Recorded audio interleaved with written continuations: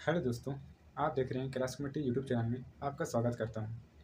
दोस्तों, आज इस वीडियो के माध्यम से आपको मैं प्लांट रिप्रोडक्शन के बारे में बताऊंगा, तो आपको इस वीडियो को अंत तक देखना है। तो दोस्तों, आज बात करते हैं रिप्रोडक्शन के बारे में कि हमारा जो रिप्रोडक्शन हमारे जो प्लांट है, आप लोग देखे होंगे अक्सर।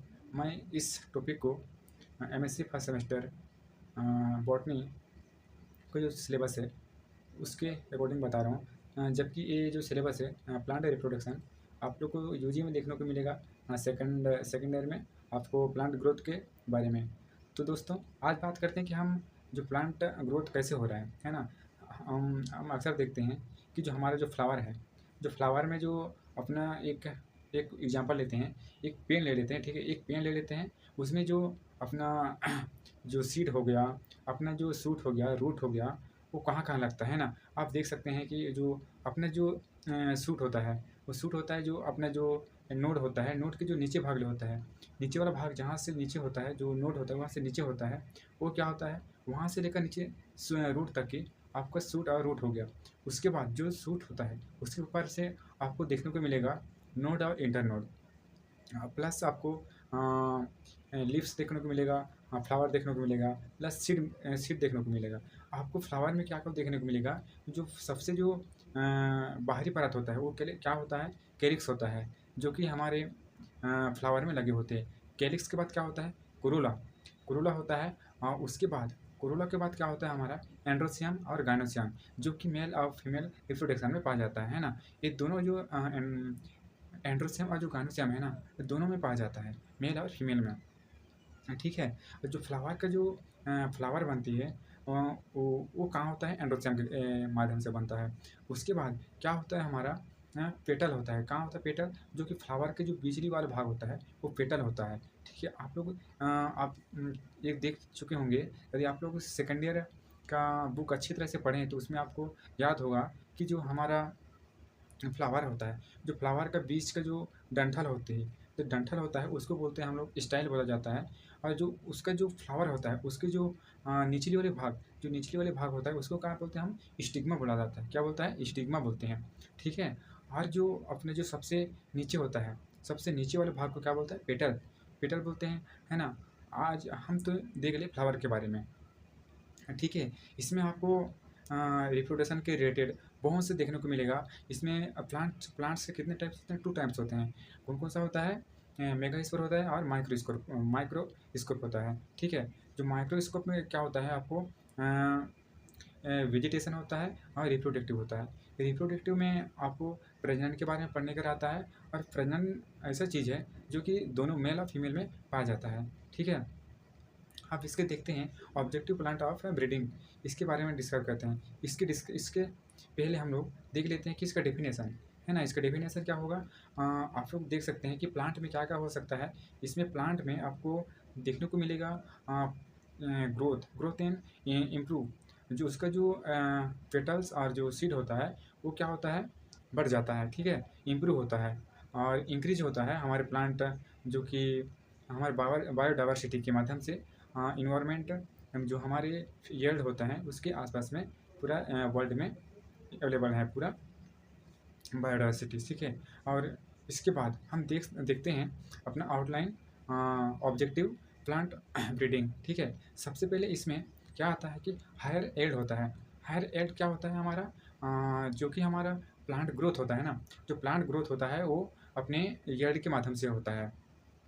हमारे जो बायोडाइवर्सिटी होती है और जो इन्वायरमेंट होता है, और इसका जो इम्प्रूव होने का एक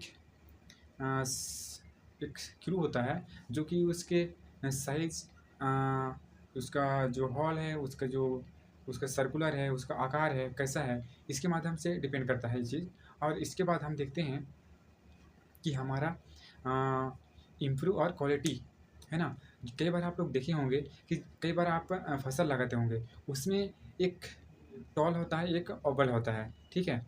इसमें क्या होता है कि जो टॉल वाला होता है, लेकिन दोनों का जो वेराइटी है ना, मेच्योर और वेराइटी, छोटा और बड़ा, छोटा का वेराइटी भी उतना है और बड़ा का भी वेराइटी उतना है। लेकिन जो यहाँ एडवांटेज, छोटे का एडवांटेज यहाँ है कि जो बड़े के अकॉर्डिंग छोटे में भी उतना ही रिजल्ट मिल रहा है जितना बड़े में मिल रहा है। कि बड़े होने के क्या फ़ायदा है ना? क्यों ना हम बड़े वाला फसल ना लगाएं और हम छोटे वाला फसल लगाएं, है ना? क्योंकि हमको बेनिफिट है ना उतने ही बराबर को मिलता है। ठीक है, तो बड़े फसल लगाने के बजाय हम छोटे फसल लगाएं ताकि हमारा जो फसल है और ज़्यादा इंक्रीज हो सके। ठीक है, अब इसके बाद हम देखते हैं चेंज इन चेंज इन अपना मेच्योरिटी। ठीक है, अपना क्या होगा इसमें होगा, आपको देखने को मिलेगा कि हमारा जो एल्ड है, हमारा जो फील्ड है, जो फसल लगाने का डेज जो कि 270 डेज होता है, इसको हम लोग क्यों ना हमारे इस एडवांटेज के माध्यम से हम लोग 270 डेज को 130 या 120 डेज करें। क्योंकि ऐसे करने से हमको ये बेनिफिट मिलेगा, क्योंकि जो हमको 270 दिन लग रहा था उसको 120-130 दिन में कर रहे हैं, तो हमको ज़्यादा समय मिलेगा और हम उसमें ज़्यादा सीड बो सकते हैं, तो डिफरेंस फसल लगा सकते हैं, है ना? इसमें ऐसा करने से हमको बहुत इंक्रीज होगा और हमारा जो प्लांट, हमारा जो बायोडाइवर्सिटी है वो और इंक्रीज होगा। ठीक है, अब इसके बाद देखते हैं हम लोग हार्वेस्टिंग। हार्वेस्टिंग देखते हैं। हार्वेस्टिंग में क्या होता है कि जितना जल्दी हमारा जो हार्वेस्टिंग होगा ना, हमारे जो फसल का जो हार्वेस्टिंग होगा उसको हम जितना हार्वेस्टिंग करना चाहेंगे उतना हमारे लिए फ़ायदा है। जितना क्योंकि हम हार्वेस्टिंग करेंगे तो हम दूसरा फसल हमको लगाने को फ़ायदा मिलेगा। ठीक, इसके बाद हम देखते हैं कि एबायोटिक और बायोटिक रेसिडियंट। एबायोटिक रेसिडियंट में क्या होता है कि हमारा जो प्लांट जो ग्रोथ कर रहे हैं ना, प्लांट ऑफ ग्रोथ और डेवलपमेंट, ठीक है, हमारा जो इस डेवलप होने का एक ही ये है कि इसमें हमारा जो एबायोटिक है, आजीविक बोला जाता है, हमारे प्लांट को कई बार डिक्रीज करने की कोशिश करते हैं और हमारा जो बायोडाइवर्सिटी है वो क्या होता है, डैमेज हो जाता है, हम बिगड़ उसका संतुलन बिगड़ जाती है, सबटेंस हो जाता है ना? और इसमें प्लांट अच्छे से ग्रोथ नहीं हो पाते हैं। तो इसके बाद देखते हैं हम लोग बायोटिक रेसिडियंस। बायोटिक रेसिडियंस में क्या होता है कि इसमें प्लांट ग्रोथ अच्छा करता है और हमको अच्छा रिजल्ट देखने को मिलता है। इसके बाद देखते हैं हम डिटर्मिनेट ग्रोथ। हमारा जो डिटर्मिनेट ग्रोथ है ना, उसको उसके ऊपर डिपेंड करता है उसका आकार कैसा है, उसका मोटाई कैसा है, उसका लंबाई कैसा है ना? इसके ऊपर डिपेंड करता है, क्योंकि जितना हमारा जो लंबाई होगा ना तो उतना हमारे लिए हानिकारक भी हो सकती है, क्योंकि हमको जो छोटे वाला साइज़ में जितना हमको बेनिफिट मिल रहा है ना उतना हमको बड़े में नहीं मिल रहा है, तो क्यों ना हम छोटे वाला फसल लगाएं, है ना? और उसमें अच्छा हमको वाटरफॉल देखने को मिले और हमारा जो वर्षा हो रहा है हम इसमें क्या खरीफ फसल और रबी फसल कब किया जाता है, कब कौन सा सीज़न में कटाई किया जाता है, कौन सा सीज़न में बुआई जाता है, इस पर डिपेंड करता है। इसके बाद देखते हैं हम लोग कि डिसअराइवल। डिसअराइवल क्या होता है? डिसअराइवल का मतलब वही है कि हमारा जो प्लांट है वो प्लांट कैसे अपने आप में वाटर को सर्वाइवल कर रहे हैं, कैसे अपने आप को रिजॉल्व कर रहे हैं, प्लांट कैसे ग्रो। यदि आप लोग सोचिए कि यदि एक प्लांट को ग्रोथ करने में कितने वर्ष लग सकते हैं, उसके ऊपर डिपेंड करता है कि हमारी जो बायोडाइवर्सिटी है कैसा है, उसका जो संतुलन कैसा है ना? इस पे डिपेंड करता है ना? जितना आप लोग क्या बोलते हैं प्लांट को हार्वेस्टिंग करेंगे उतना हमारा जो बायोडाइवर्सिटी है उसका जो संतुलन है बिगड़ जाएगा। तो मैं यही कहूँगा कि किसी भी तरह जहाँ भी आप लोग हैं तो वही सभी चीज़ को बताने के प्रयास करेंगे कि हमारे जो प्लांट हैं जो कि ऑक्सीजन प्रोवाइड करते हैं, इसको कटाई नहीं करनी चाहिए, क्योंकि उसी के ऊपर हमारा जो फार्मिंग करने का डिपेंड करता है, हमारे जो फार्मर हैं, है ना? हमारा जो फसल लगाने का है उसी के ऊपर डिपेंड करता है। तो मैं यही सजेस्ट करूँगा कि प्लांट को कटाई करना बंद करना है। उसके बाद देखते हैं हम लोग एलिमिनेशन ऑफ ग्रोथ।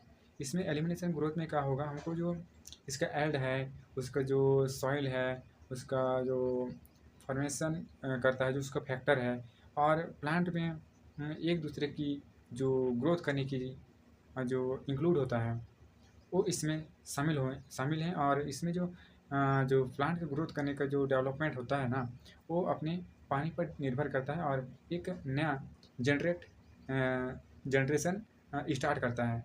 तो दोस्तों, आप इस वीडियो के माध्यम से प्लांट रिप्रोडक्शन के बारे में समझे, तो मैं आशा करता हूँ कि इस वीडियो को ज़्यादा से ज़्यादा शेयर शेयर करना और सब्सक्राइब करना और बेल आइकन क्लिक करना। मिलते हैं नेक्स्ट वीडियो में, तब तक के लिए जय हिंद।